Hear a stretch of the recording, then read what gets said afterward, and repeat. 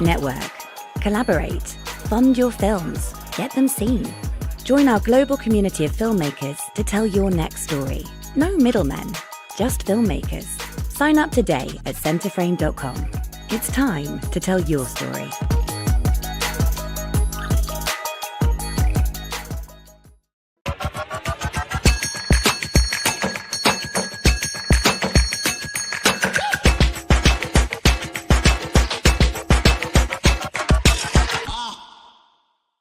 Hello and welcome to Centre Frame Script Club. My name is Luke Foster, and each month I will be getting together with screenwriters from around the world to have an in-depth, deep dive discussion about a produced screenplay. We've had a lot of new members joining Script Club over the past few days, which has been great. If you are new to both Centre Frame and to Script Club and are wondering what it's all about, Centre Frame is a membership club for filmmakers. We help members network, collaborate, fund films and get them seen. If you want to find out more about becoming a member of Centre Frame, you'll find a link on the left-hand side. If you're new to Script Club itself, don't worry, we won't make you fight. But we do ask you to follow a few rules, which we have. Firstly, anyone who is joining a meeting has to have read the actual script that we're talking about and not just have watched the film. We will refer to the film. We are actually going to see some clips from it as well. But we do ask people to focus their comments on specific aspects of the screenwriting and the screenplay and not just their general opinions about the film. And finally, while we may refer to some projects we're working on if it's appropriate to the discussion, we do ask people not to pitch their own projects or to go into too much detail about their own screenwriting and their own work. So joining me today, I'm very pleased to firstly welcome Danny King, who is the writer of whose credits include Wild Bill and Eat Local. Welcome, Danny. Hello. I'm also very pleased to welcome back the screenwriter and editor, David Wigram. Hi, guys. And joining us today, we also have the Brazilian film critic and writer, Diogo Brüggemann, who is also the host of Centre Frame's excellent Make It Short series, where we discuss short filmmaking. So welcome, Diogo. Hello. I'm also very pleased that we have members of Script Club joining us live online today. There are several kind of ways in which you can get involved with our discussion. Firstly, you can post comments in our kind of chat box, which we can put up on screen. And if you have any questions, short questions, please feel free to put them up in the chat box and we will answer them. If you'd like to actually come up and join us here on our virtual stage, you can do so. We've got on your right, you'll see on the tabs on the right-hand side, we have a come up to the stage option, and please let us know there that you would like to come up and we will bring you up. I'm also just running a poll today about an issue that we're going to be discussing and looking at. If you go to your polls tab on the right-hand side, you'll see a question there and you will be able to answer that, and we'll be discussing the results of the poll later. So today's script, we're actually talking about A Quiet Place, and that script was recommended and suggested by David. So David, perhaps you would like to tell us why you chose A Quiet Place as a script to discuss. Yeah, absolutely. I mean, I suggested it having not read the screenplay. I suggested it having seen the film and being really impressed by it. And more than that, one of its key characteristics is there's almost no dialogue, right? And I thought, given one of the challenges I have personally as a writer is trying to show, not tell, right? Trying to tell a story visually through action, through behavior. And here was a movie that had clearly done it to an incredibly high level, almost entirely without spoken words. And I was fascinated by that. And I just wanted to see how they'd achieved it on the page. Great. And so, I mean, Danny and Diogo, I'm very interested, just before we get started, to know from you what your own personal experiences were like with this film, whether it's something you had watched before, whether it was a particular favorite of yours. I mean, Danny, perhaps we can start with you. Yeah, I've seen it before. I saw it a few years ago when it first came out. I liked it. I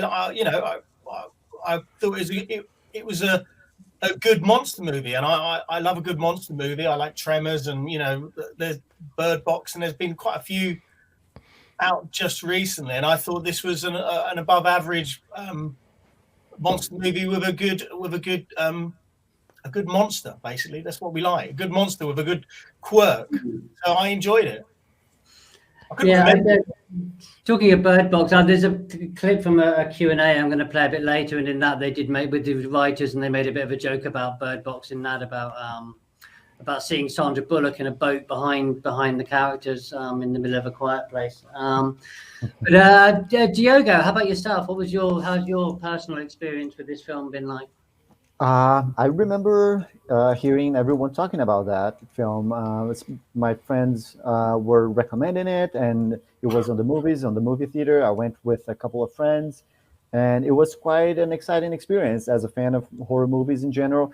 I remember being on the edge of my seat during the entire film. I liked how they played with the suspense, and it was quite a very good experience. I would say that watching back, I could, find more problems, but the first time I watched it, I fell in love with it.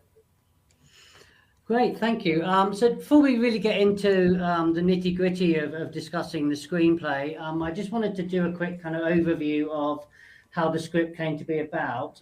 So the original script was written by Scott Beck and Bryan Woods. They were high school friends at school in Iowa and used to love watching movies together. And they started making their own DIY short films and even a couple of micro-budget feature films while they were at school and at college. They made their feature film debut as a writer-director team in 2015 with the film Nightlight, which was a found footage film told entirely from the perspective of a flashlight. But the idea for A Quiet Place actually came when they were in college and they were watching a lot of films. And particularly they fell in love with kind of films by people like Charlie Chaplin and Buster Keaton and a French filmmaker called Jacques Tati, if I'm saying his name correctly. The kind of films where they were mostly silent or you only use minimal sound, but where the story was told and you revealed all the revelations about the character came purely through nonverbal communication. And at the same time, they were actually taking a nonverbal communication class in college where they were really sort of learning about how much we can communicate without actually saying anything. And so these ideas all kind of coalesced together, and they came up with this idea about, well, what if we tried to tell a modern day silent film, but also brought in our love for film like Jaws and Alien. And so they started working on the ideas, but they were quite kind of tough on themselves initially and kept kind of coming up with some ideas and then putting the project away to one side before coming back to it. Now, as you got a clip from the Q&A I just mentioned, which is from Jeff Goldsmith's excellent Q&A podcast series, where they talk a little bit more about how they developed the idea, but also kind of didn't start working on it until they thought it was really kind of right to really start kind of get going on it. So I'm just going to play this clip now. But we were really hard on the idea for a while. It wasn't, we came up with like, okay, so there's a family on a farm and there's aliens that anytime you make a sound, they attack you or kill you. And we were like, but so what? Like, who cares? That's not special. Okay. And then we'd put it in a drawer and then we'd pull it back out and be like, okay, family on a farm, aliens outside, the mom's pregnant, she's about to have a baby. It's impossible to keep a baby quiet. But so what? We put it back in the drawer.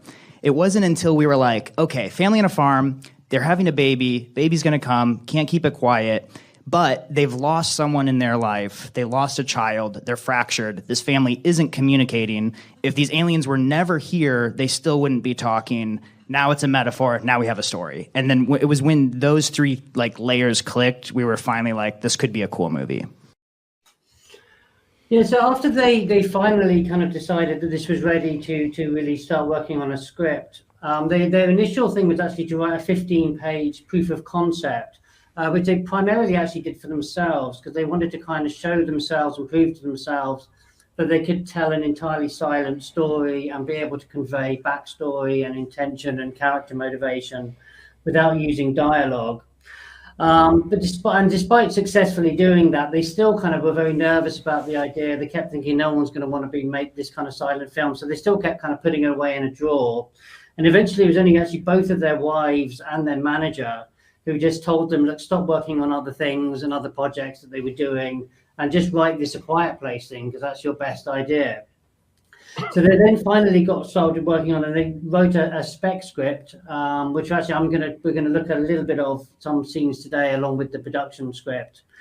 And because they were so worried that studio executives wouldn't want to read something that was entirely visual and there was no dialogue and was all going to be blocks of text, they threw in as many kind of like formatting techniques and tricks as they possibly could. So they added images, they added diagrams, they added one word on a page over several pages, really huge, large text, small text, just about everything they could possibly think of to try and make this a really engaging read. And they're still a bit concerned about the reaction they were going to get, but literally one of the first companies that the script was sent to, which was Michael Bay's production company, Platinum Dunes, loved the script and picked it up. And strangely, Michael Bay is actually the producer on this, which is one of the last type of films you'd expect him to produce. But after they came on board, Paramount then picked it up and bought the film. And then they started looking to go to cast and attaching a director. And Emily Blunt was one of their kind of fantasy dream cast type actors that they really wanted to play the mother. And the script ended up not only going to her, but also her husband, John Krasinski, and they loved it as well and connected very deeply with it. They were like 3 weeks into parenting their second child at the time. So they really connected with it and wanted to make it. This is where, personally, I was always very curious about what happened next in this stage, because John Krasinski's got a screenwriting credit on the script as well as directing. And usually, under WGA rules, if you're a director and you write, and to get a screenwriting credit, you've got to have written pretty huge kind of chunk of the script in order to get a credit. And they were executive producers, Scott Beck and Bryan, which apparently maybe we didn't quite go to the same kind of arbitration rules, but he still must have done a pretty hefty rewrite. And yeah, I know obviously as writers, writers don't often tend to react to, it can be quite an uncomfortable experience if you've got other people coming on and rewriting your work. And you do hear a lot of stories about writers either talking adverse, like saying it wasn't a very nice experience and being rather critical of having the scripts taken away and rewritten, or being a little bit testy about that thing. But Scott Beck and Bryan Woods, they've always been very, very effusive actually about John Krasinski and about the work he did. And, I've never really known two writers talk so publicly, so positively actually about having their work rewritten. So I was always very curious about that. But having looked at the script that they wrote and then read his production script, he did do an absolutely fantastic job. He did a great job obviously with the directing, but I think he just did a brilliant job with the rewrite as well. It's just a very good, very, very good rewrite. He didn't really get rid of anything, and he didn't seem to kind of chuck anything out. He just built on everything that they had. He kept all the same elements, but just enhanced everything, built on them. And just made everything just much, much better, I think. But before we really, so now getting into kind of more the detail of the script, Danny, just on that kind of subject, Danny, I'd be very interested to know from you. I know you've worked on a lot of projects, worked with a lot of different directors and producers, worked with Dexter Fletcher, for example, on Wild Bill. What's your experience like of kind of having other kind of writer-directors coming in, and have you had any of those kind of experiences where it's not been either been very, very positive or not been so positive? It's been, it's always, it depends what they bring to the table, really. I thought Dexter brought some great stuff to the screenplay of Wild Bill. He really, he took some of my stuff and polished it up, and and we took some of his ideas and fleshed them out, and I think we worked well together. So I think it depends. I have had other experiences on other films where the films haven't actually got made, and I've thought, thank Christ for that, because this is a car crash. So it depends on the individuals. You have to click, and I think what you said is, I think John Krasinski, he's not torn up their script. He's not torn up Scott and Bryan's script and started again and taken their basic idea. He's built on everything. I mean, there's a load of little details in the production script that were in the original script, but they're just used in different ways, like the egg timer. You know, that appears in the production script, but it's just used in a kind of better way in Krasinski's draft rather than Scott and Bryan's draft, and so I don't blame them, and also obviously they brought a massive, he brought a massive Hollywood budget to it, and his wife Emily Blunt. So yeah, absolutely, I'm sure they're absolutely sending him a Christmas card every year. Yeah, no, I agree. I mean, yeah, it did. There's so many elements that are there. The silo, everything. It's really I was surprised that I've read both drafts, and I was surprised how many elements there. It's like someone's come in and feng shuied your living room, but everything actually it's all your stuff, but it's just better placed. Yeah, no, I think that's a very, very good analogy. So just sort of keeping with you, Danny, then if we can sort of get into more of the kind of detail of the script. Again, if people are new to kind of Script Club, we try and avoid just doing a chronological plot through from beginning to end through the script. We'll be here for 6 hours or so. And I like to ask people just to kind of pick something out in particular that they really like, an element or a scene or a sequence that they would particularly like to discuss. So, Danny, if we could just keep with you, is there a particular aspect? Well, I mean, I'd like to discuss the structure, what Krasinski's done with his 3-act structure, because you look at this script, and initially it's hard to pick up that it's a 3-act structure. It looks more like a 2-act structure, but actually it's the devil's in the detail. For me, I don't know if this was his intention. His intention was taking a script about a family who don't communicate or can't communicate, while still keeping that in. And he's made it about a father who's bearing the guilt of not being able to protect his family.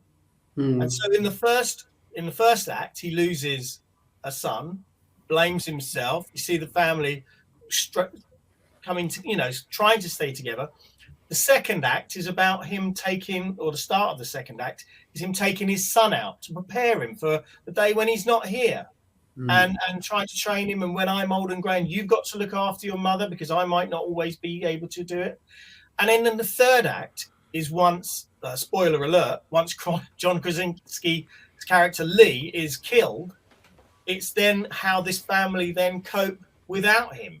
And so I thought that was a really good way of structuring it as a 3-act structure in what essentially is it's a movie, other than the initial bit, that's over one day.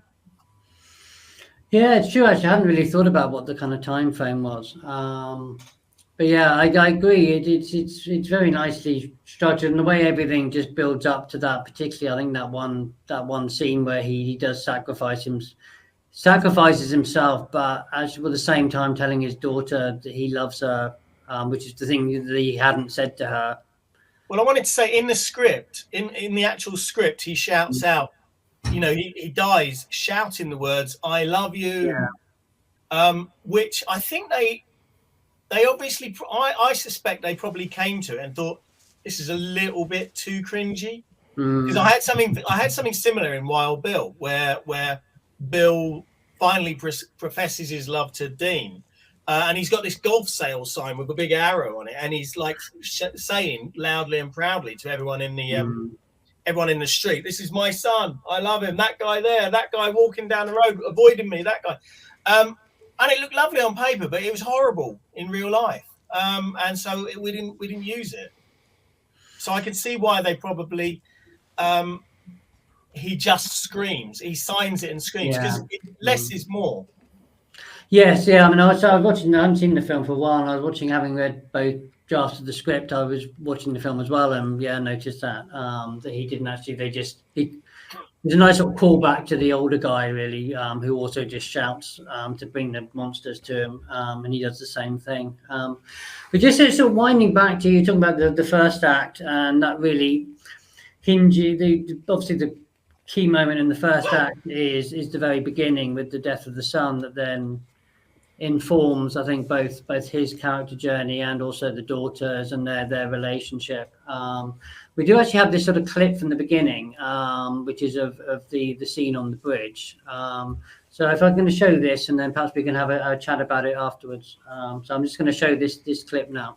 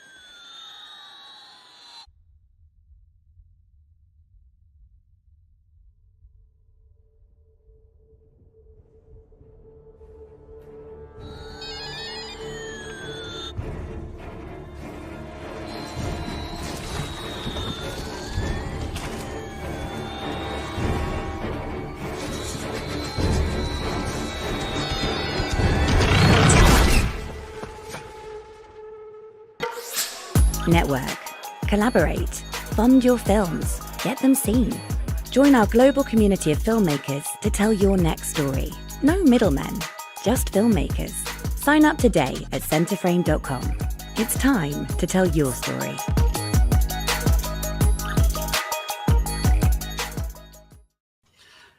It's still hard to watch that. There's two clips I really didn't particularly want to show. That was one of them, and there's another one later which we're not showing, which we'll get to. I will say, it suspends disbelief for me, that scene, not because of the monster, just because a 4-year-old can put in 2 AA batteries back into a toy and still get the toy to work. My kids can't, and they're a lot older than that.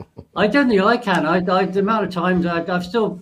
I can't remember by a can on one hand the amount of times I put the batteries in and managed to put them the right way around. Yeah, remarkable kid. By the minus and the he deserved it. But how? I mean, Danny, just keeping with you for a moment. I mean, how do you feel that scene effectively sets up a B story, which then kind of carries on through the rest of the script? Yeah, very much so. I mean, and in Scott and Bryan's original screenplay, they were mourning a child, Iris, that had just died in a car crash before the monsters had come. So Krasinski, he thought obviously and quite rightfully, it should be the monsters that have taken this son. It should be, it should all be about the threat. So it layers on. That's basically what Scott and Bryan suggested in the first place. It layers on. It gives them all. They're all in mourning. They're all broken because their son has been taken, and they're blaming themselves, and they're probably blaming each other a little bit. There's a little bit of blame towards that Lee feels towards Regan, but I don't know. But I guess, and she will blame herself for handing the boy the rocket back, while no one intended him to take the batteries, but they all blame themselves and they all kind of blame each other a little bit. There's a scene in it where Emily Blunt's character Evelyn, she's saying, I could have carried him, I had my hands free, I could have carried Bo, that's his name. Again, in a way, they are all to blame. I mean, they're leaving a 4-year-old lagging behind, which is fairly bad parenting. If I did that in Tesco's, I wouldn't get away with it. So they quite rightfully blame themselves. But, we live and learn, or not Bo, obviously. And they do, they do. What I like to particularly, it comes across a little bit in the script, and definitely, I mean, he did a brilliant job, I think, directing the film as well, John Krasinski. It definitely comes across in the film that they do blame each other a little bit, even though, because There's even a bit where the son asks him, "Do you blame her?" And he says no, but you kind of get that feeling that he probably You does have to say that. a little bit. Yeah. I did just want to pick up quickly on one of the points before we go to Diogo and David. You mentioned there just about the rewrite. I do actually have. I mean, I've got the pages from the original script there, which we can just bring up. If I can find them. Here we go. Yeah, I mean, these are the pages from John Krasinski's script where they're walking across the bridge and the kid kind of gets taken by the monster. But these are these pages from the original spec script where the characters, then it's a woman called an older daughter called Iris. This is all done in a flashback. As you can see, this is page 50. This is almost of a 68-page script. So it's pretty much 2/3 of the way through. And it comes in at a bit of a weird, just as you're kind of getting into the action, suddenly there's this flashback to this event that happened in the past. It was just, they were talking and then there's a car crash. A truck crashes into them, and that both sort of kills the older daughter and also gives the younger daughter the hearing issue.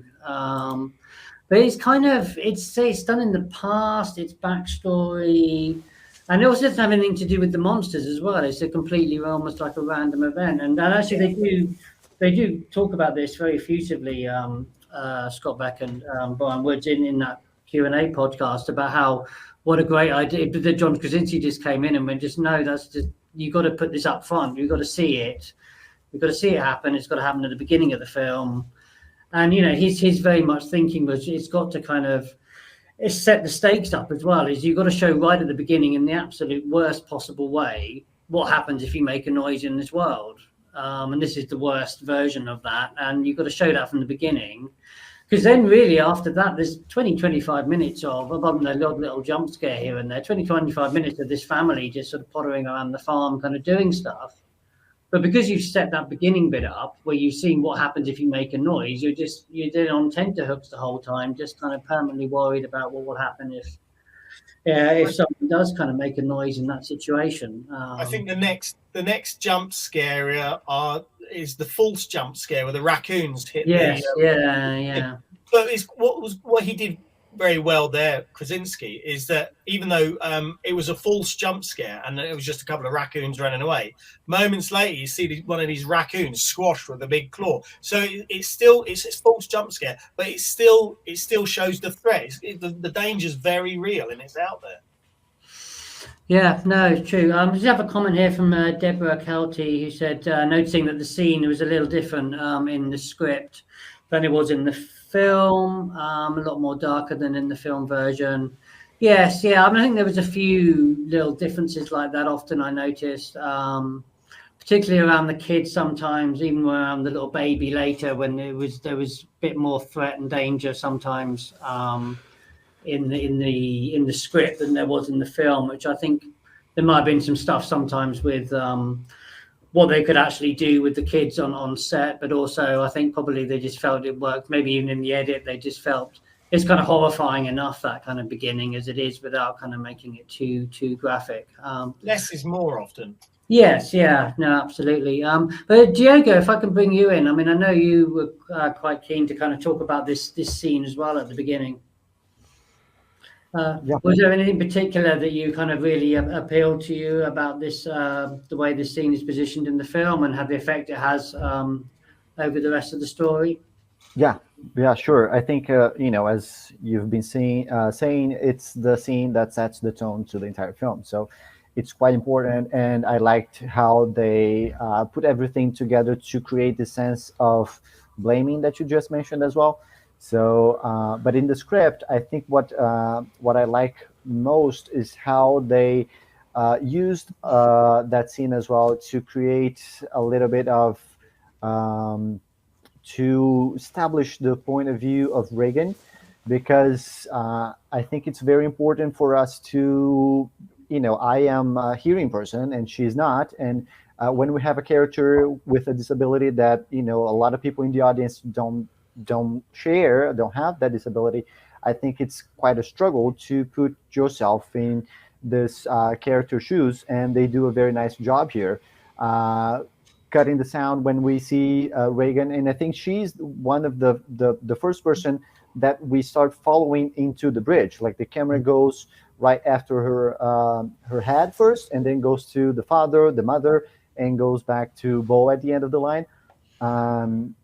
And I think this is something that we can see from the script, that they try to give her to focus on her experience. They describe that for her it's quite different. Like when father and mother look back scared, she's still walking normally. Like she doesn't feel the same danger, the urgency that they are feeling at that moment. And I think in this scene, I think it's the first time that we put ourselves in her shoes, and that's something that we started doing throughout the film, because at the same time we see that for her, having this disability can be a liability. It can also be a strength, as you know, the entire family uses sign language during the film because they probably learned it when she was born, after she was born, and they needed to communicate with her. So that's also something that made the family survive the entire post-apocalyptic world they are living in. So I think that it's one of the first times in the film that we start seeing how that is a double-edged sword for Reagan. And I mean, for me, she's the main character of the film. Mm-hmm. So I wanted to keep with her. I wanted to see where she goes in this tale. Yeah, I agree. I mean, just quickly, I'm picking up on the issue about the signing. I mean, as we were talking, as Danny was talking about all these just little aspects that John Krasinski took from the original script and just added to. I think that was one of them. Because I did that in the original script. Yeah, the girl was deaf, but there wasn't any. I don't remember where they were at. All the family were all kind of signing, and they'd all learned sign language. I think that was another thing that he took that idea that one of the daughter was deaf and just kind of gave everybody the ability that they've all learned how to sign, and then you got that implication that that's how they had survived throughout this whole thing. And also, yeah, I mean, I really like the way, again, in the script, and it is shot really well in the film, how you are on kind of the Regan really in that situation, and you're really with her, and the fact that she's the last to react as well, and that the others kind of they react first, and then suddenly she turns around. But David, bringing in you, I mean, what were your sort of thoughts about both that initial opening scene and the impact and effect that then has on the rest of the story? I thought it was just phenomenal. I just reading those pages of that, everything up to that moment I found it interesting, and then it built and built and built, and it didn't wuss out at the end. Like, it really went there. And it just said, yeah, this is a movie where things happen and things have consequences, which is I found very rewarding, because so many stories that get put out by the studio system, consequences of actions don't seem to kind of hang around. And the other thing I liked about it was that it played fair. Like, it didn't, the screenwriter didn't try and trick us with information. It didn't, there was a series of reveals, but it wasn't misdirecting us in an unkind way to kind of go, haha, I got one over on you. As a reader, I felt completely fairly treated. I felt like I was looked after by the writer, even as they nailed this really, really painful moment.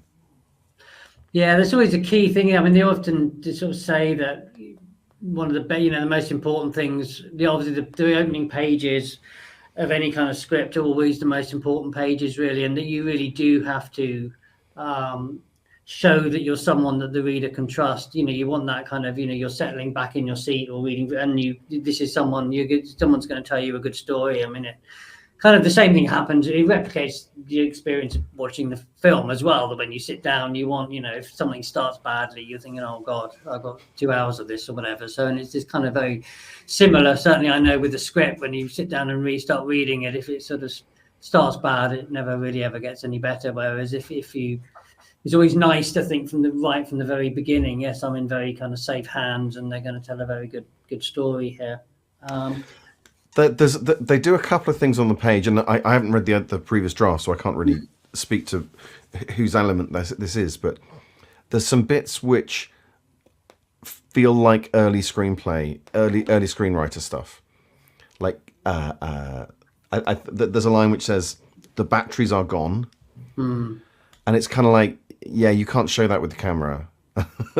like you know, if it's important for us to understand that the battery's not there, you need to like construct a kind of certainty of presence before, and then you know, write it in such a way that we're like, wait, hang on, weren't there some and so in some ways it felt like a sort of a beginner feeling their way through the form of screenwriting, and in other ways it's like breathtakingly advanced, like the building of tension and suspense through that opening sequence, which is like 8 pages long, and then it ramps up fast and hard to a killer ending, literally, was, yeah, incredibly skillful. And you asked earlier about what it sends forward, and I think it sends forward both the different forms of response that they've all had, right? And the father's response is to withdraw. The daughter's response is to self-blame, and mum's response is a little bit. She just sort of seems to miss her, and I felt like she wasn't as active in her response as the others. And then, of course, the younger son, or the surviving son, has full-on trauma and, you know, triggering flashbacks whenever anything similar happens. And I found that, again, really rewarding, that something that feels so impactful for me as a reader has an equivalent impact on the characters. Or maybe it's vice versa. Maybe like the thing that needs to have an impact on the characters, you've got to land hard with the reader, with the viewer. I don't know which way around, but they have to match, and they do in this. Yes, yeah. I mean, you're really with the character. I think it's one of the things that opening scene does so well. It just puts you with the characters, and you're kind of with them on tent. And you see before, even when there's not much of a jump, you know, much in terms of the horror coming for quite some time after that, and they're just going about their mundane activities, but in this weird kind of world, you are very much kind of with them, really, I think, from that opening point. Sorry, I just wanted to echo something that David said about it feeling like a first-time screenwriter, because there's a few phrases in there. Some of the passages felt very overwritten, like, you know, there's phrases like his father can't help but smile, rather than he smiles, or you know, or you know, he looks at him with pride. You know, it's kind of, it felt like someone quite novelistic in a way, writing a narrative rather than you know, actions on a screenplay. Danny, do you know what struck me was I've read a lot of writer-director screenplays, and you see a certain kind of "don't worry, I'm going to direct this and it'll work" sort of phrasing. And in here, I thought, I was like, hang on, I'm reading "don't worry, I can act this will work" reading, and this is an actor-writer's screenplay. Yeah. I mean, I've had that before. I've had that before. Yeah, plenty of times where people just say, "Oh, but you'll see it on. It'll be in their eyes." That's always the kind of one, and it's like, no, it won't. I did find this a little bit. I mean, I certainly when I was reading the spec script that was worse, I think, for having a lot of internal thought and a lot of things that you just simply wouldn't see on screen. And I think John Krasinski fixed a lot of that really well. I did find, actually, even some of the stuff in the script, I thought, you're not going to see this. He actually fixed in when I was watching the film. So there's things, particularly in the silo sequence, and things that were a bit unclear. Or I thought this won't come across, and he'd obviously realised that when he was shooting it, and he kind of shot things a lot better. I think that the film was a much more simplified, well, not much more, but it was a slightly more simplified than the screenplay, and I think it worked better for that. Yeah, I think one of the best examples of that is the scene right after the opening credits, when we see Reagan is in, she's in a beach, right? Like, but she's not really. She's in the middle of the cornfield, and I think in the script they mentioned that she's playing with the same rocket that was the reason Bo was killed in the first sequence. So now in the film, I think she doesn't have anything in her hands. She's just, wondering or thinking about life, and then her mother arrives and she goes away. And I think it's less cheesy and it's more effective that way. Would you want to keep that rocket? I would never keep that rocket. I would throw it away. Yeah, I mean, just on the issue of things in that you couldn't really see on screen. Also, just tying in with Fatimo's comment here about her, she said this great masterpiece, and particularly she really felt that they really felt that the tension of the pregnant woman is about to give birth. I mean, one thing I did think in the script that was very tense and suspenseful in the script was when she was about to give birth, and when she kept having contractions. Mm-hmm. And that was beautifully written in the script. But then I was watching it on the film, and you can't really see on. I don't even. It's clear even that she's having. I don't know if she's clearly having contractions, because she's kind of in pain and she's about to give birth, and she's kind of in this very tense situation with the monster closing in on her. And I think that was probably one of the areas I felt this works well on in the script, but it doesn't really come across on screen. I didn't think. It's also a Hollywood. It's Hollywood pregnancy, because when my wife, when her waters broke, I thought, oh my God, a baby's coming. And it's 12 hours before a baby comes. I mean, I have to say, on the page, that sequence is so good, like leading up to the birth. It's because you have the moments of beauty, right, beforehand, that are interwoven from the two tracks of narrative, both at the waterfall and at home on the farm. And then you get the full reversal of the panic and the fear, and I mean, I on the page, I actually think that the sequence leading up to the birth and climaxing in the it kind of happens off screen, doesn't it? The actual birth, but it climaxes in the safety of the child in the padded box. It's kind of more effective than what comes afterwards.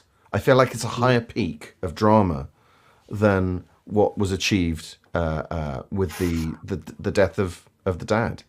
I found it didn't quite have the cinematic chutzpah that central scene had. It was a great scene. It was full of drama, full of peril, full of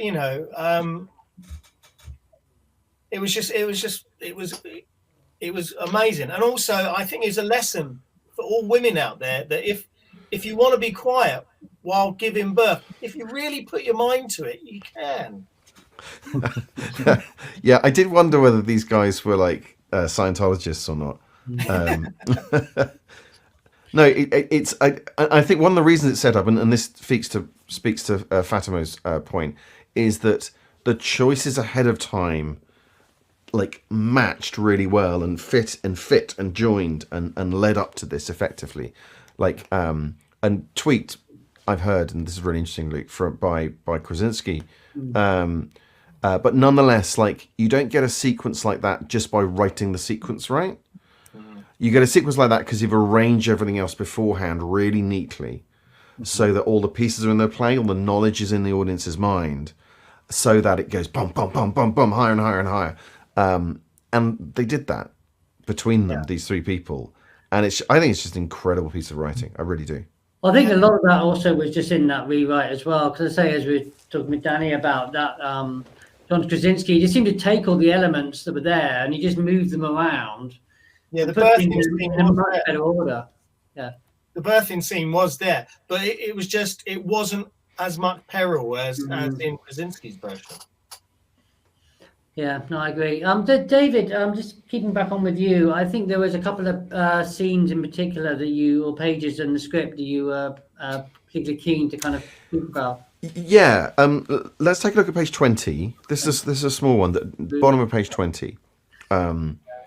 And yes, bottom of page 20 is this bit. Yeah, so it's basically just the end of 26. So we follow Lee's hand off of the button and onto a small soldering iron. As he picks it up, we go to Lee at his workspace with magnifying glass in front of his eyes. He works with surgery-like precision on a small contraption. A small string of smoke rises from his work. And I think this is just a great piece of micro action writing, which is a series of reveals through the moments that sort of draw us through an understanding. And it allows you to see the images, see the sequence of shots and the cutting in your mind. And like he works with surgery-like precision. And I'm like, I know what that looks like. I know how careful he is. I know how difficult it must be in this kind of rough and tumble world that he now finds himself to be working on anything that precise. But a small contraption. It doesn't yet play its hand. It doesn't tell us that it's a new hearing aid. And I just thought it was a beautiful piece of, I'm going to give you the right bits of information in the right order using neat words, and I'm going to stop just at the right moment. And then finally, the small string of smoke is just a little bit of visual beauty, confirming that he's using the soldering iron. So yeah, I just thought it was a great little piece. Yeah, I'm always a bit jealous when people manage. There's always those things like when they just capture little visual moments just so well. We've got one writer we work with a lot who always does that, and I'm always a bit sick with envy every time I read one of their scripts, because this that ability just to capture visually what that moment will look like just perfectly. Then the other piece I wanted to look at was on 23, and this is I think the top half of 23. And this is. It's a scene, and I mean, it's equally well written, I think. But this is the Evelyn by herself, checking her condition, checking her baby's condition. And in a way, the only extra bit of information we get in here is that there's a calendar saying that the birth is supposedly 4 weeks away, which you kind of maybe need, maybe don't need. So in some ways, you could snip this scene. Because, we already know she's pregnant. We already know she's having to look after herself. However, it takes its time. It's careful. And then, as a sort of reward for being there with this woman as she takes care of herself and considers what's coming, we get the heartbeat, which is such a wonderful bit of cinematic choice making.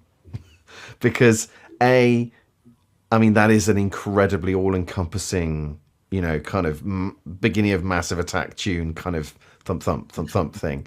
But of course, this in a story in which everything's damn quiet. And it's just you just know it's going to land really hard and really fully.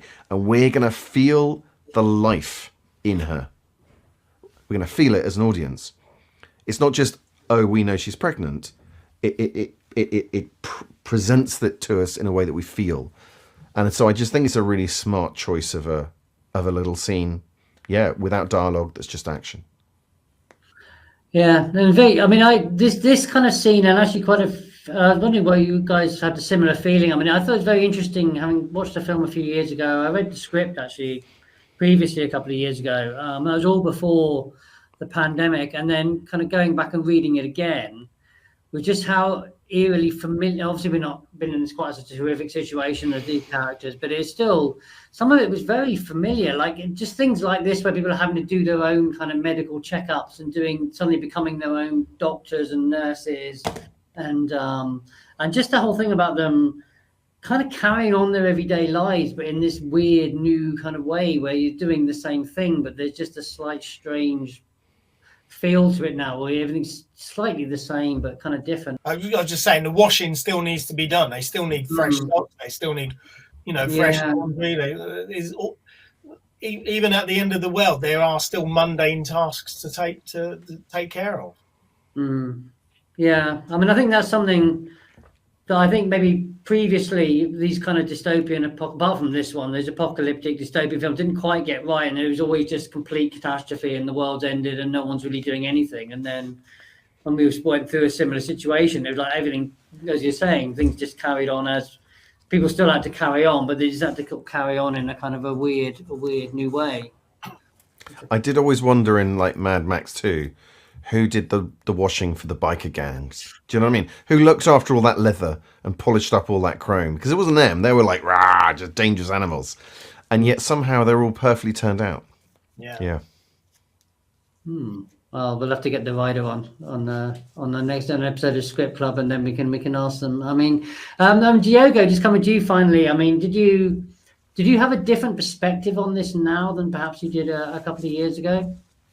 Yeah, I think so, because it's a change in behavior in general, right? Like, just like that family, we have been through a lot of changes since the beginning of the pandemic. Of course, our planet is still going on mostly like it was before right now. But yeah, I think it's much scarier now. If you think, like, most post-apocalyptic films or TV shows or anything that I watch, and there is something like a reason, like just the newest HBO, The Last of Us, right? Like, when we watch something that has to do with a global pandemic or anything like that, it feels more real. It feels more close to home, which is a lot more scarier as well. Yeah, no, it's very true. So just staying with you, Diogo, and I know there was an element that you wanted to look at. And I said earlier there were two scenes I didn't want to show. One was the scene at the beginning, and the other was the scene with the nail. But I didn't ask for the scene. No, I was Yeah. glad you didn't actually ask for the second one. And you should have actually, when we were demoing these clips earlier, you should have seen the look on our producer Luis's face when we were talking about the nail scene. He just kind of went, "Oh no, not that one, not that one." Yeah, don't worry, not that one. I think it's everybody's kind of reaction, really. But I think particularly you wanted to sort of actually talk about the setup of that Yes. scene, I believe. Yes. So we do have that not quite so painful to watch scene to show. So I'm gonna bring that up now.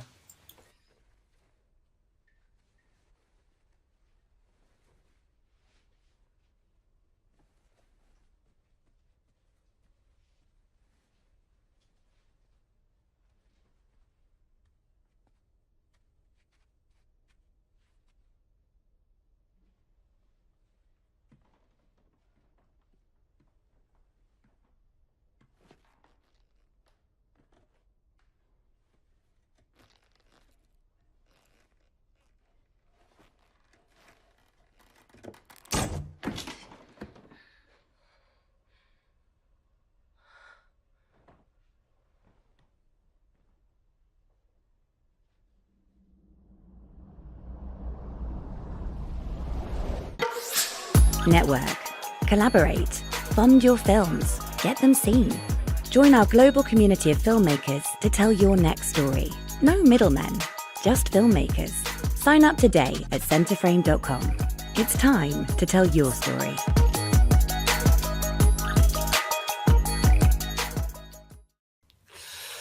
Even when you see them now, you just like, because you know what's coming, you just kind of go like, "Ooh." But what was it particularly about that you, as a setup, that you particularly liked?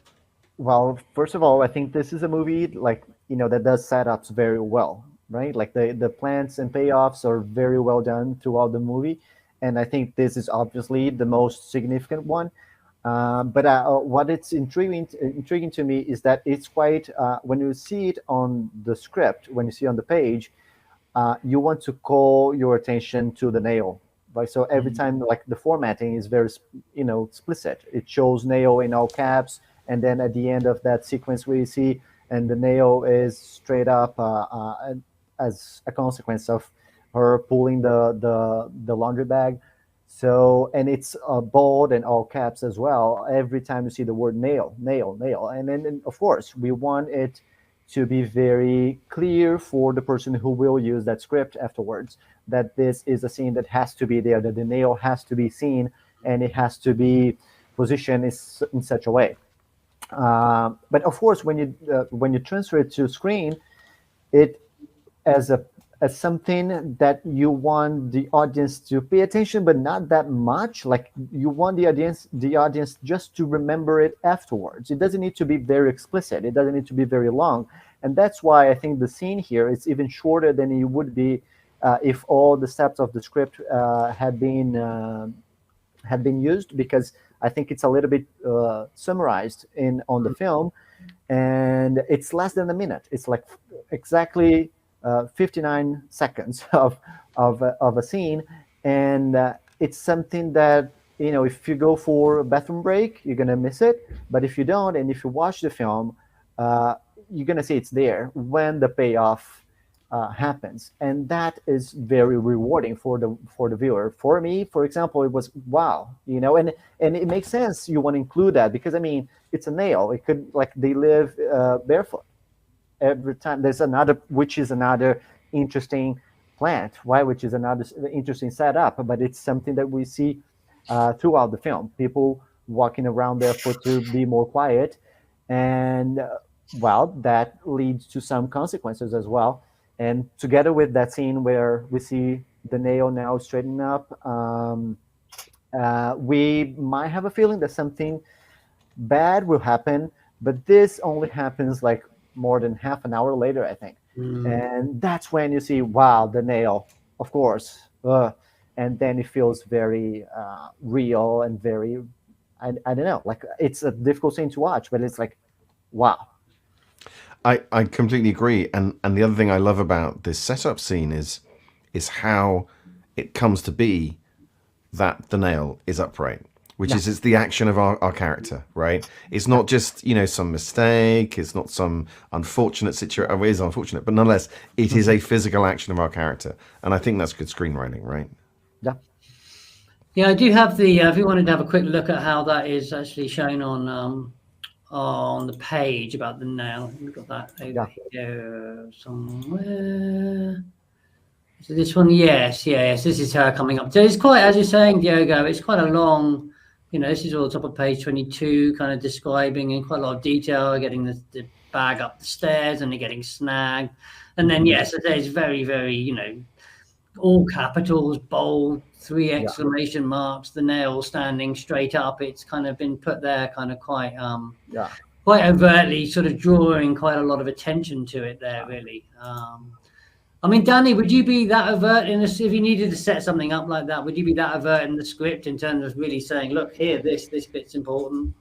Yeah, I think so. I think, you know, you kind of want to bring the focus on it. So, you know, bold it out.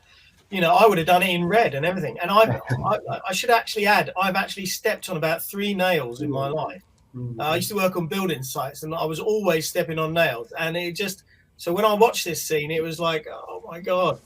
It was like, you know, seeing them having to burn as a writer, seeing someone having to burn the pages in misery. It was a very familiar, you know, I know how much it hurts to step on a nail, especially in bare feet. And so as soon as you see that coming, I'm no longer thinking about the monsters. I'm thinking about this horrible shiny nail that's sticking right up. Yeah, no, it's true. And I think as Diogo was saying there, it's clever as well, the way they just leave such a kind of long gap. But it's there, it burns itself into the memory. And from the reader's point of view, the reader will know because they've bolded it out and they've exclamated it and they've put it in caps. It's like Diogo says, we know that this isn't the last we've seen of this nail. No. Yes. Well, yeah. I mean, I think it's a bit like the gun on the wall, isn't it? That's got to go off. It's like, you know, someone's got to put their foot through the nail at some point. I think, even though it's very him just talking about it. Also, I think what's great about that, I mean, there's really good Stephen King. I don't know if you've done a really good book on horror writing called Danse Macabre, and so from quite a long time ago actually. And he talks about horror, the importance of horror pressure points, which is just things that always have that kind of visceral reaction where you just go, oh, and it often is things at the extremities. It's fingers, fingernails, toes, soles of the feet, eyeballs, things like that. There are just kind of little, particularly bits on the human body with anything kind of horrific happens to, where you always have that kind of like slightly kind of reaction. And I think this was definitely one of them that did this very well. The interesting thing about this scene in particular is that screenwriters love to telegraph bad news much more than they telegraph good news. The salvation like the gun on the wall that will kill the monster or the intruder, which you might see in passing in the background. Whereas if something horrible is coming, screenwriters much prefer to telegraph it with big, bold letters. This is going to hurt.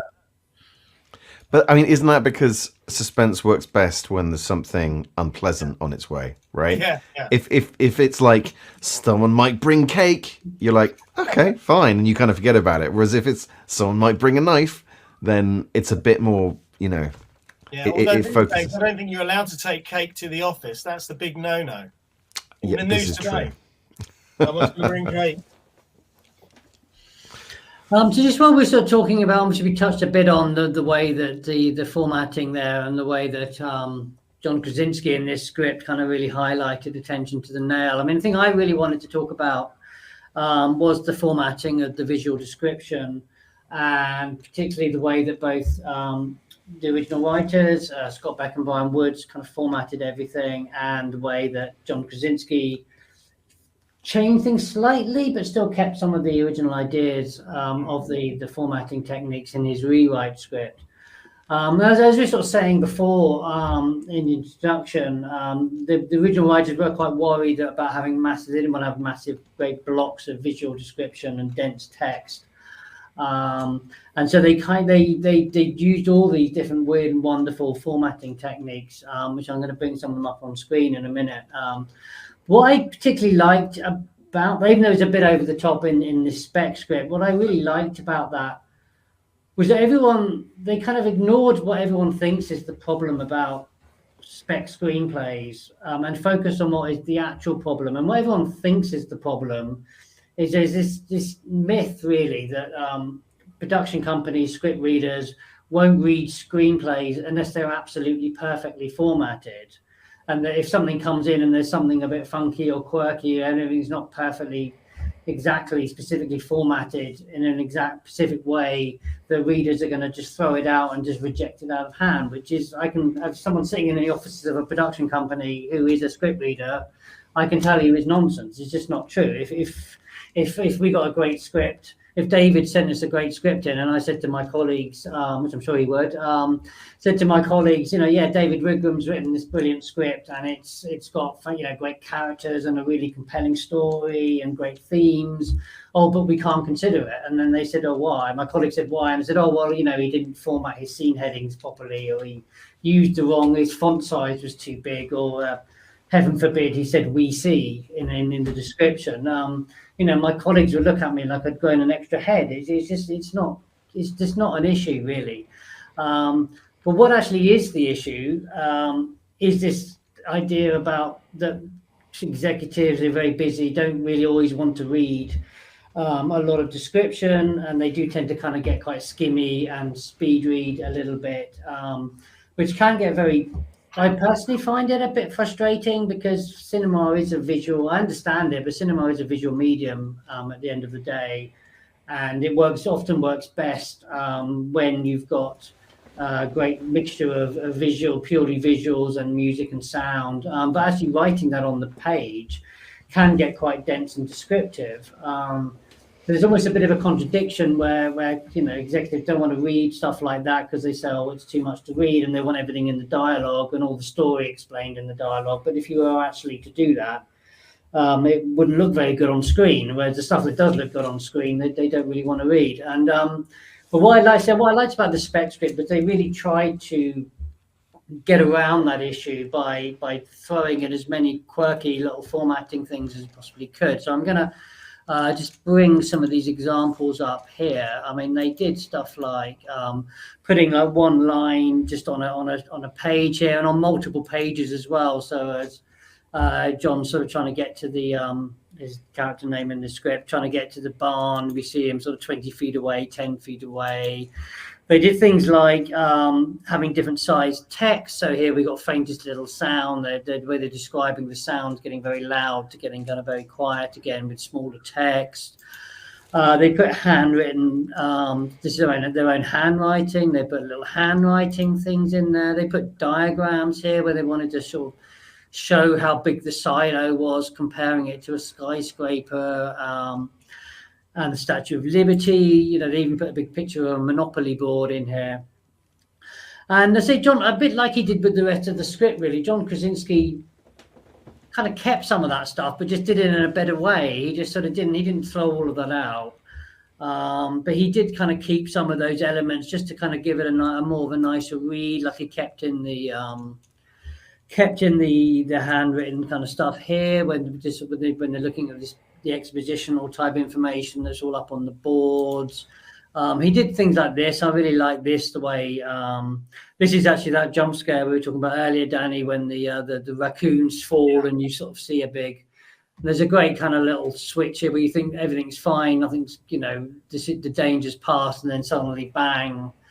And I like the big use of the capital letters because it really emphasizes the dynamic, because sound dynamics are such a big thing in this film, where you go from very, very, very things being very, very quiet to suddenly being very, very loud. And I think just having that thing that's very loud in very large uppercase letters in the script works well. Can Luke, can I jump in? Can you go back to that previous one for a second? Yeah. So I completely agree. I love a bit of playing around with formatting, and if you want to really sell the idea that something has gone bang, I'm totally cool with writing it big like that. My problem is that as soon as I turn a page or scroll down, if I'm reading it digitally, that catches my eye and it's distracting. And I go down, I'm like, oh, what's that? And it completely interrupts the reading process. And I feel like those kind of things, maybe that's an acceptable trade-off. But one of the things that I'm often working towards is a completely smooth reading experience for the reader, right? It's sequential, it's easy, and it slips in. I feel like those things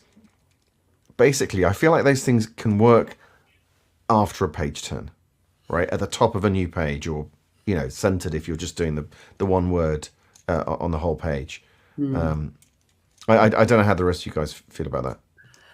Yeah, I mean, Danny, I know you've you obviously worked on. You've been telling me once how many scripts you've kind of worked on. You've worked on a lot of projects. Have you ever been either used this kind of more slightly quirky formatting, or have been tempted to do so? I think I will do now. I usually keep everything the same size, the same size, but I do try and use one word in place of 10 because of this. A producer once told me, and this is why it was such an interesting reading this script, particularly John Krasinski's script, is that the secret to a good script from a producer's point of view is white paper. The more white paper we see, meaning the sparseness of directions, the better, the more we're engaged a producer will be. And so it was kind of, so I've always taken that on board. And so, like I said, I've always tried to use one word in place of 10, or just keep the descriptions down, or cut up the blocks of action into 3 separate mini paragraphs rather than one great big paragraph. So it was very interesting to see how John Krasinski, he basically written a script exactly the way that I'd always been told not to write a script, and he got away with it, and he did it brilliantly. The thing is, he's married to Emily Blunt. Yeah, well, yeah, exactly. Yeah. but he did it brilliant, and so I will absolutely, take on board a few of his. If you're going to nick from the best. I think this does sort of tie in with this question we've had from Deborah Calty, who was just saying about the fact that fonts are kind of very. They're not using the traditional font that you're always told you have to use, and sometimes doing larger, as we're just showing actually with that there, that seeing larger size text for emotional effect. And do we think having occasional use of other fonts should be used more often in original scripts, even if it's going against the required script font style? I think if it works, then it's whatever. The most important thing is that you reflect the experience of what it's going to be like watching the film. You get that experience reading the script, and if that means just sticking to the form, the required formatting, fine. But if you can actually give that sense of what does it feel like to actually watch the film, read it using these techniques, I'm all for it. I do agree, David. It can be a little distracting. I had more problem as enjoyable as it was to see all these different weird, wonderful ways that you put image through all these pictures in and did all this strange, quirky stuff in the spec script, that did get too much for me, and it did get very distracting after a while, because it just seemed almost at random. It wasn't even particularly tied into anything. It was just like, oh, why don't we just lob a picture of the Statue of Liberty or a Monopoly board or some badges, or so, instead of just saying there's some badges, why don't we just show some pictures of some badges just because. But generally I'm all for it. I 100% agree that the screenplay's job is to replicate the experience of watching the movie. And like, I feel like so much of the screenplay, so much of the kind of the things you have to do in a screenplay are to do with that. And one of the things about watching a movie is that it requires almost no effort, right? It just, you sit there like a dumb so-and-so, and the most wonderful narrative in the world plays out in front of you. It's one of the reasons we all love it. And so I just, all I'd say is make sure that your script is as easy to read as a film is to watch. And then, with that, go for your life. That'd be my advice. So I was just about to ask you, I mean, as I know you obviously, as well as being a screenwriter, you're also an editor, and editors do work very closely with the script as well. As an editor, with your editing hat on, would you find this kind of formatting kind of irritating? Would that be a situation where it would be more distracting when you suddenly got all these quirky formatting things going on the page? No, so as an editor, I wouldn't mind at all, because I'm taking the material that's been shot and recorded and assigning it its position on the relative to the printed page, and that kind of doesn't matter as to exactly what it looks like. I just have to go right, that, and that take is there, and that bit of dialogue is there, and so on. But my mates who are ADs, and they have to production managers have to break something down into 8ths a page for scheduling purposes, and they would probably go potty looking at the completely wacky ways of doing it. Yeah, I mean, I think it is probably worth just maybe differentiating a little bit between spec sales scripts and kind of production scripts in this thing, because obviously spec scripts are there just to try and, as they did with this very effectively, just entice a sale and sell your concept to kind of studios, where I say production scripts, I mean, they go into the hands of everybody. You get sort of technicians and makeup people and hair people and script supervisors and set designers and everybody walking around with the script, almost like as a technical manual. And I think in that, I can see how they would get a bit annoyed if you've just got one word on a page or something. I mean, Diogo, just bringing you in, I mean, I obviously, someone as well as being a writer, you're coming more from a film critic's perspective. Did these formatting techniques take you by surprise when you were reading the script? They did. I think it was a pleasant reading as well, because as I think Danny mentioned, it was more like sometimes it felt like a novel. You're reading because it's very detailed. It has a lot of information that I didn't expect to see in the script. But I mean, the formatting, it got a little bit, I don't know, annoying by the end when I think mostly, I don't know if that's my memory tricking me, but I remember that the last part of the script, there's a lot of information involved, like the weapon is involved, like the hearing aid, like there's a lot of things that it started to feel a little bit less effective, because there's so many things that you want to point out to focus the reader attention on. And it starts to lose its impact, like differently from the beginning when we have an entire sequence, and at the end you have in all caps and bold the nail, right? I think by the end we start having a lot of that too often and too close to each other, and then for me it felt like it was a tool that was used a little bit too often. Yeah, okay, I think I agree. I think it does. I can see how it maybe got a little bit distracting. I mean, just to sort of wrap up this section, I did ask this poll question actually of whether people would kind of use any of these kind of quirky formatting techniques in their own screenplays. If you're writing something, would you put images or diagrams, one word on a page, links to music, multiple exclamation marks, all of these or none of these.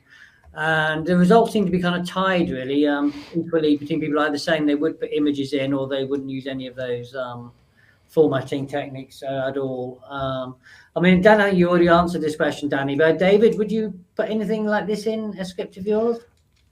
Yeah, absolutely. But the sort of milder versions. I mean, I believe there's no limit to the number of exclamation marks that are appropriate if it gets across the moment. But links to material outside. I did once write in a very early screenplay. Right, I basically insisted that the reader stop and go to YouTube and like bring up a bit of music because I was like, it's very, very important. And someone read it and they fed back to me about it, and they were like, "This is awful." And I looked at it, I was like, "This is awful. This is not what a screenplay should be." So I'm totally up for fiddling with the words, maybe a little bit of fontiness, but pictures, links, that's kind of where I draw my line. Yes, but sparingly. And then Diogo, I mean, if anything, would you kind of go a bit crazy with the formatting in something you're writing? Well, I'm not, so used to write scripts, but I mean, I think if it's something needed to make your point and to make it clearer to the reader, why not? I think there are some. I would also draw a line in, I don't know, images or something like that. It doesn't feel like something I would include, but fonts, different fonts or different, exclamation points or like several, like to prolong, to elongate a word, why not? But I think these days, I mean, quite often, it's what a pitch deck is for. So you send out an accompanying 8 to 15 page pitch deck and you chuck as many images in that as you like, and that gives a flavor.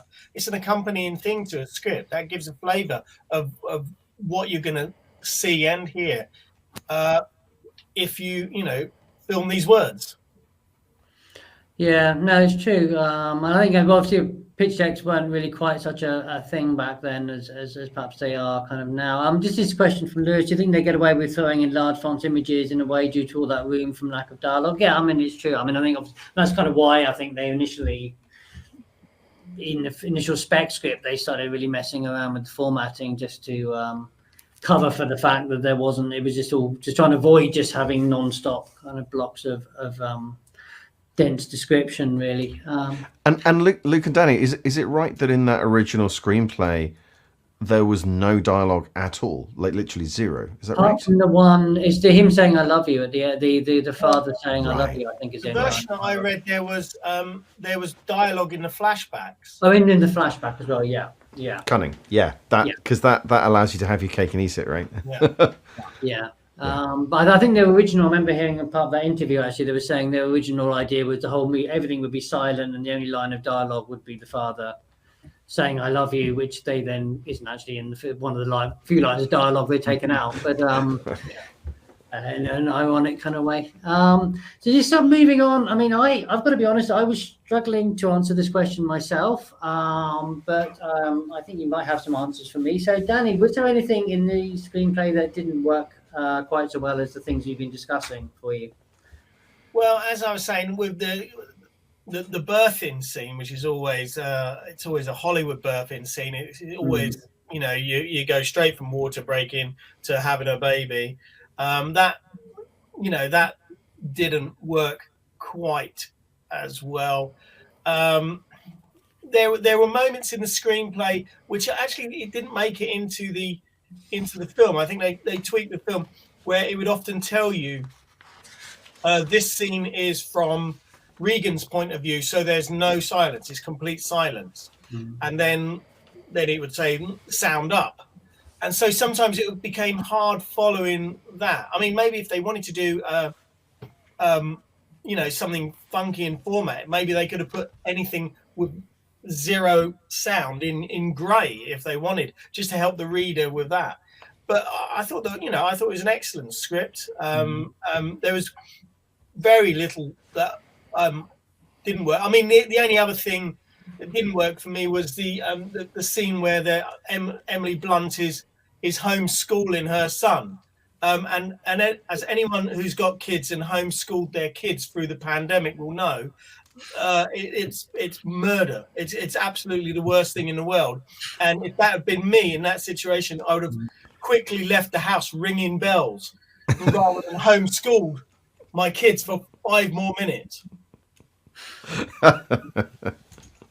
Yeah, the homeschooling one was another one of those moments where it just felt so suddenly like so familiar, you know, to the whole kind of what happened during the pandemic, where we're our own medics, we're our own teachers, we're everything really. But yeah, I mean, David, was there anything that you didn't quite work for you?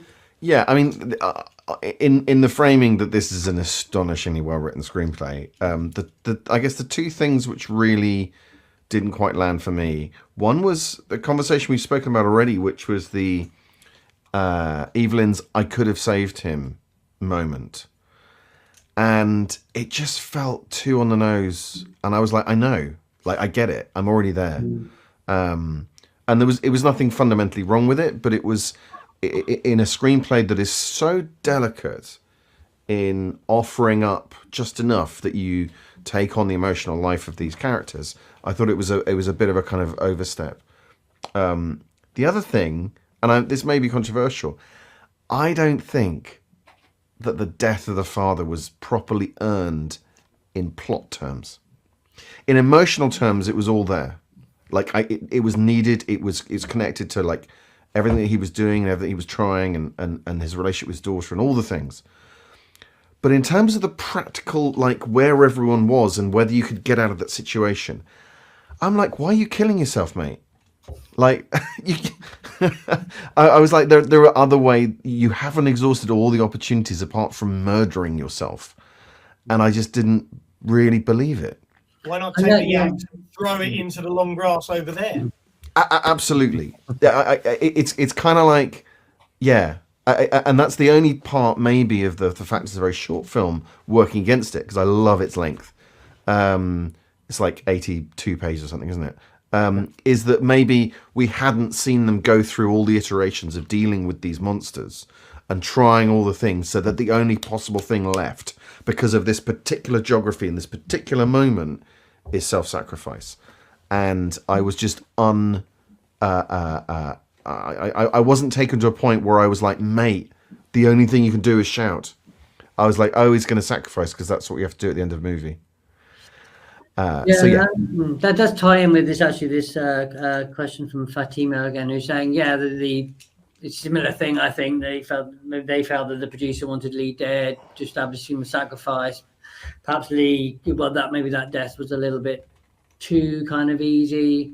I think for me, it's such a powerful moment. You caught up in the emotion of it, really. I for myself, but I think Fatima was also saying about whether the resolution was satisfactory. I know, even though they're very effusive about John Krasinski's writing and directing, the one issue that Scott Beck and Bryan Woods weren't sure about was the ending. Because in their spec it does go on longer, and there is a little bit more of a resolution where they aren't just holed up with all the creatures coming at them.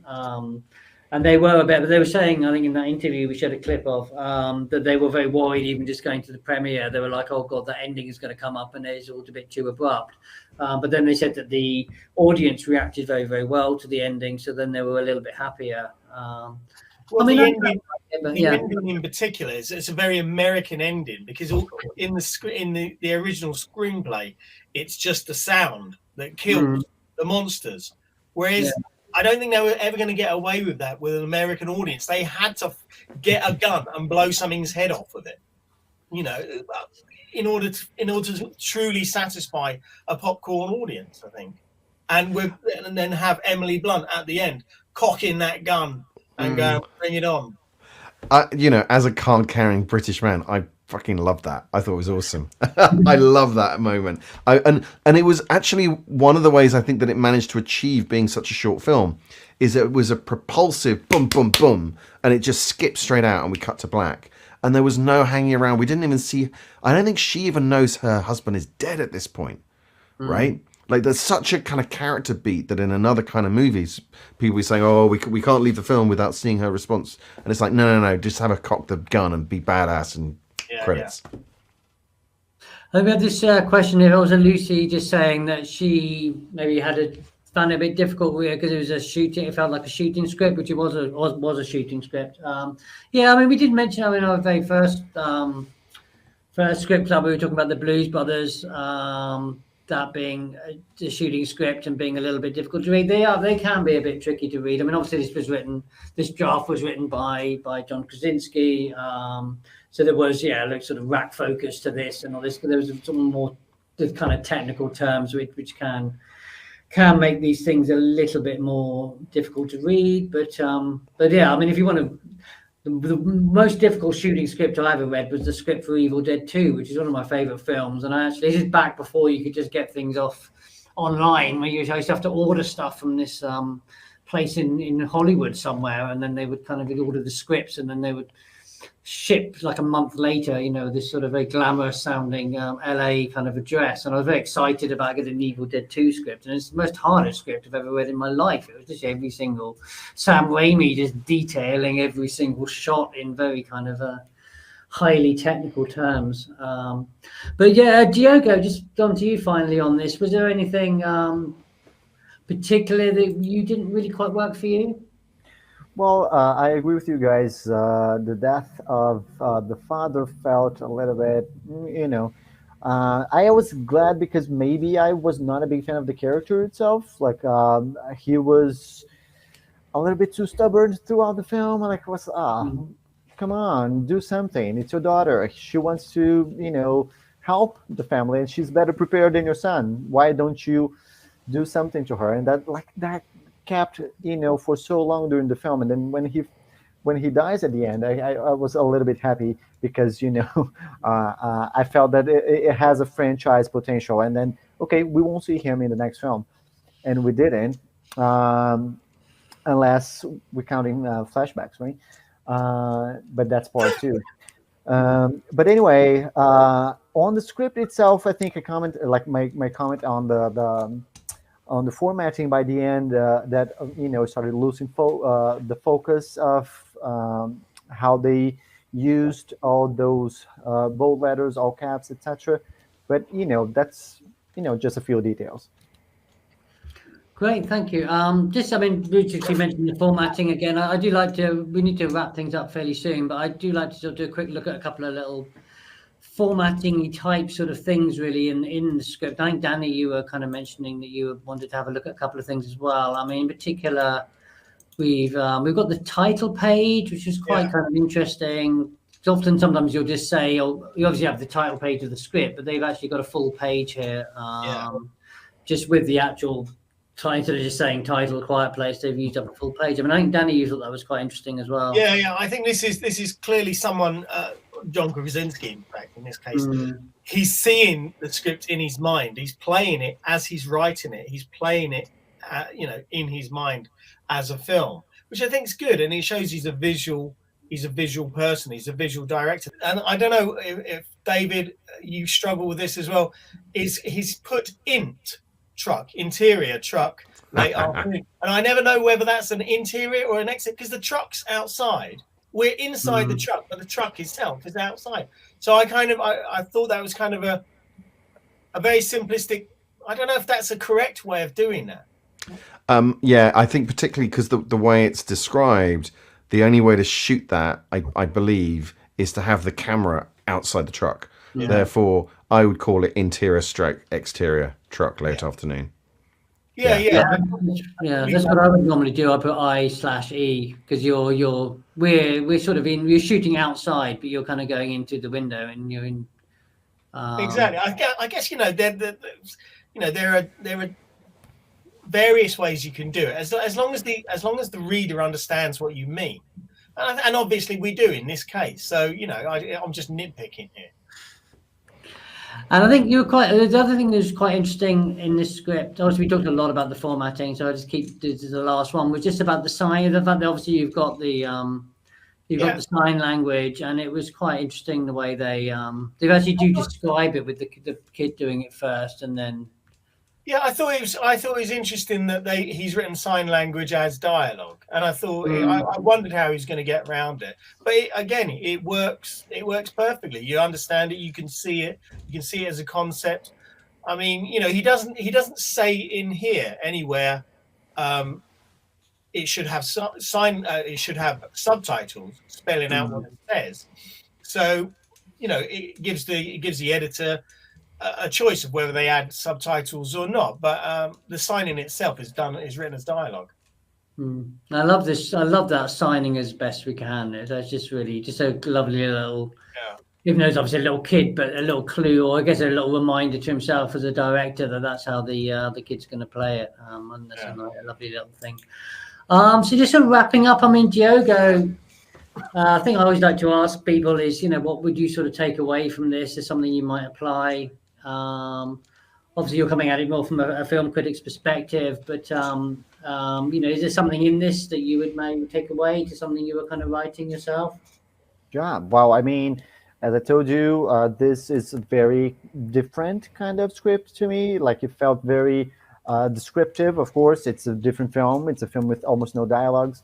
And then I would expect, I've never, I haven't read it before you send it to us to prepare for this, for the live. So when I read it, I was taken aback as well. I didn't know like such a script was, possible. And I felt happier because it feels easier to describe all of those, because it was like, okay, so A Quiet Place, how is the script of such a film? And it felt possible. So I think that's what I like. Everything's possible, like that's what I take from this, I guess.